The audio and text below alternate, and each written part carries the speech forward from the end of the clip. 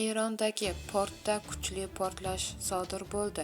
Assalomu alaykum aziz muxlis. Agarda bizning kanalimizda mehmon bo'lsangiz, bizga obuna bo'lishni unutmang. 26-aprel kuni Eronning Bandar Abbos shahri yaqinidagi Shahid Raji dengiz porti hududida kuchli portlash sodir bo'ldi. Oqibatda 195 kishi jabrlandi. Bu haqda Mehr xabar berdi. Ma'lum qilinishicha, jabrlanganlar qisqa vaqt ichida shifoxonaga yotqizilgan.